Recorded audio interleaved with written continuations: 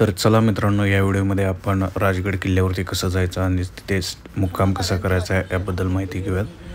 तर सुरुवातीला तुम्हाला इथे पार्किंगसाठी गाडी पार्किंगसाठी जागा मिळेल. तिकीट आहे 20 रुपये आणि किल्ल्यावरती जाण्यासाठी 5 रुपयाचे एक तिकीट काढायचं आहे. एकदा का तुम्हाला तिकिटाचा ॲक्सेस वगैरे भेटला की तुम्ही वरती जाऊ शकता. तर वरती जायचं म्हणजे जे काय कोणी वरती जात आहेत तर ते रिटर्न येताना तुम्हाला 5 वाजल्याच्या अगोदर रिटर्न यायचं आहे, कारण तिकडे अंधार वगैरे खूप पडू शकतो. आणि ज्यांना कोणाला तिथे थांबायचं आहे किंवा टेंट वगैरे करून कॅम्प करायचा आहे त्यांनी एकतर स्वतःचा कॅम्प वगैरे वरती घेऊन जावं, किंवा त्याच्या व्यतिरिक्त वरती काही लोक आहेत जे तुम्हाला टेंट आणि कॅम्प प्रोव्हाइड करतात. म्हणजे ते 350 रुपयाला किंवा 400 रुपयाला दोघांसाठी टेंट देतात, त्याशिवाय अंतरायचं आणि पांघरायचं देतात. तर किल्ल्यावरती तुमच्या जेवणाची पण व्यवस्था आहे, जिथे तुम्हाला 120 रुपये थाळीमध्ये 2 तांदळाच्या भाकर आणि पिठलं मिळेल. तसेच 160 रुपयेमध्ये तुम्हाला 2 भाज्या आणि 2 भाकरी मिळतील. तसेच तुम्हाला एक मॅगी 60 रुपयाला तिथे मिळेल. वरती जाताना तुम्ही तुमच्या पाण्याच्या बॉटल आणि खायचं साहित्य जेवढं घेऊन जाल तेवढं फायदेशीर ठरेल. नाहीतर तुम्हाला एक पाण्याची बॉटल तिथे 50 रुपयाला मिळेल, किंवा म्हणजे जे काही वर घ्याल त्याची किंमत 5 पटीने असते. आणि त्याचं रिझन पण तुम्हाला माहिती आहे की वरती जाताना तुम्हाला किती कष्ट आणि काय काय करावं लागतं.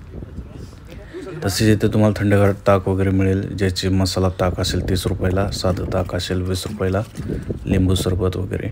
तर इथे खूप गोष्टी महाग मिळतात, परंतु तुम्ही यांचा पण विचार केला पाहिजे की या गोष्टी आणण्यासाठी त्यांना किती कष्ट करावं लागत असेल.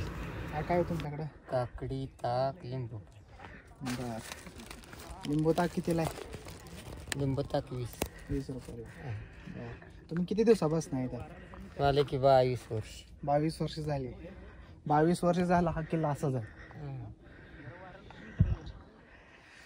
मग रोज येता इथं? शनिवार रविवार मग रोज. लोकांची गर्दी त्यावेळेस असते का जास्त? आणि बंद किती वाजता होतं? बंद नाही होत आहे लोक काय. वरती किल्ल्यावरती गेल्यानंतर तुम्हाला 2 मंदिरं दिसतील, जे की खूप मोठे आहेत. तसेच हा परिसराचा व्ह्यू वगैरे. आणि ही आहे किल्ल्याची तटबंदी. ज्यावेळेस तुम्ही किल्ल्यावरती एंट्री करतात एका साईडच्या डोरने, त्यावेळेस तुम्हाला इथे पाण्याचा तलाव वगैरे दिसेल आणि इथे वेगवेगळी माकडे खेळताना दिसत आहेत. तर किल्ल्यावरती तुम्हाला ठिकठिकाणी पाणी साठा दिसेल आणि तलाव वगैरे दिसतील. तर मी सध्या सुरुवातीला एक शॉर्ट क्लिप्स ठेवलेले आहेत, त्याच्यानंतर तुम्हाला हळूहळू पुढे सर्व प्रत्येक व्हिडिओ एक्सप्लेन करत जाईल. तर हे आहे एंट्रीचं टोक, जिथून तुम्ही खूप खालून चालून आल्यानंतर तुम्हाला त्या ठिकाणी येता येईल. तर हा लहान मुलगा पण इकडे यायला लागलेला आहे, म्हणजे त्याच्यात तेवढेही आहे. तर ठिकठिकाणी कचरा टाकायची पण अशी व्यवस्था केली. किल्ल्यावरती तुम्ही मॅगी वगैरे पण असं बनवू शकता, परंतु स्वच्छतेची काळजी घेणं खूप गरजेचं आहे. इथल्या पायऱ्या वगैरे खूप स्टेप आहेत, त्यामुळे चालताना वगैरे खबरदारी घ्यावी लागते. तर काही मित्र टेंट वगैरे घेऊन आले होते. तर हा व्हिडिओ आहे जिथून आम्ही किल्ला निम्मा सर केला होता. तर वरचा आहे बाले किल्ला, एकदम वरच्या साईडचा दिसत होता. तर तिथं जाण्यासाठी खूप हिंमत लागते आणि ताकद लागते आणि तेवढा स्टॅमिना पण पाहिजे तुमच्यामध्ये. पण ज्यावेळेस तुम्ही त्यावरती जाल त्यावेळीचा एक अनुभव वेगळाच असतो. तर असं चालताना वगैरे धाप वगैरे लागते. तुम्ही जाताना तुमचा खाऊ वगैरे पण घेऊन जाऊ शकता, परंतु कचरा वगैरे अजिबात करायचा नाही कुठे. तर आम्ही किल्ल्याकडे चाललो होतो त्यावेळेस किल्ला हा दुरून असा दिसत होता. हे डिस्टन्स आहे जवळपास 10 किलोमीटर. तिथूनच राजगड किल्ला एवढा मोठा भला मोठा दिसतो. तर काही मित्र किल्ल्यावरून रिटर्न येताना पण दिसत होते.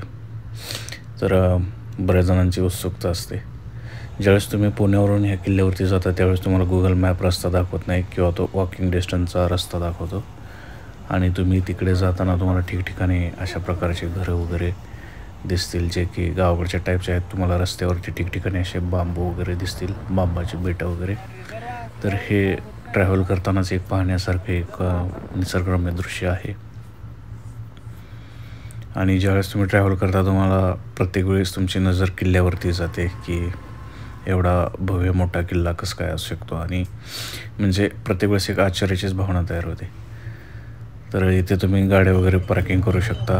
2 व्हीलर 4 व्हीलर सर्व काही पार्किंगचे एकदम व्यवस्था केलेली आहे, त्यामुळे तुम्हाला कुठेही अडचण येत नाही आणि सर्व काही व्यवस्थित त्यांनी नियोजन केलेलं आहे. तर खाली हॉटेल आहेत, वरती हॉटेल आहेत आणि एकदम खालच्या एंडपासून तुम्हाला सुरुवात करायची तर तो व्ह्यू असा दिसतो.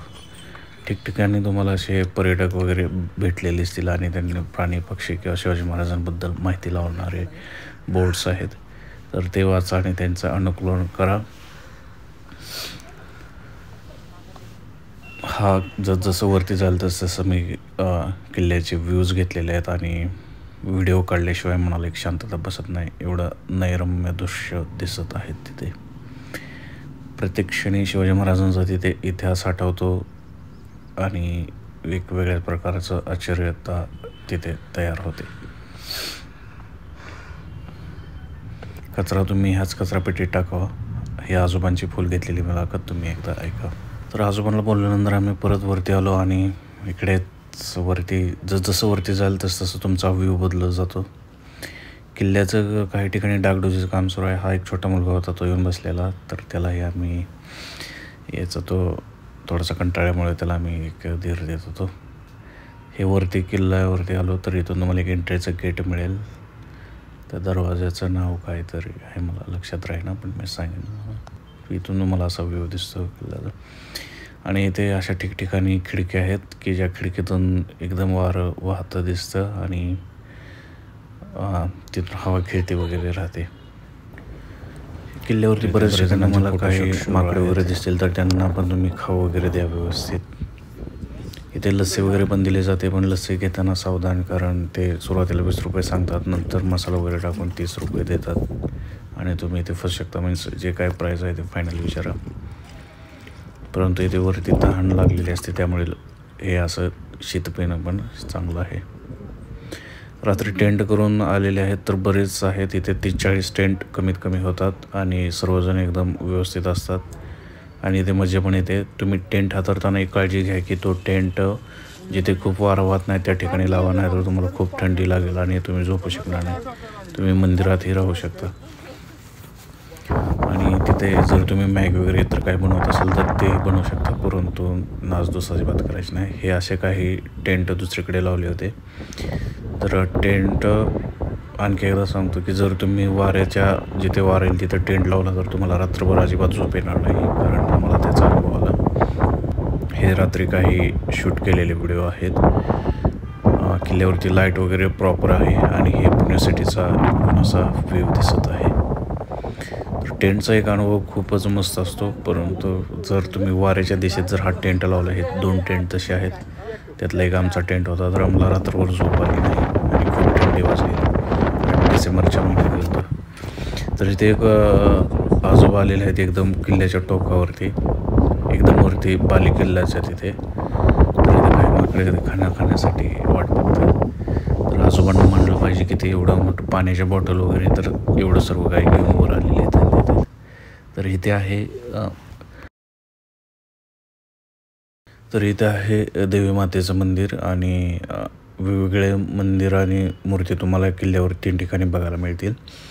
तर एक बाल्य किल्ल्यावरती पण सर्वात वरती मंदिर आहे. तर इथे बरेच जण जे काही किल्ल्यावरती आलेले असतात ते इथं रात्री झोपतात म्हणजे व्यवस्थित.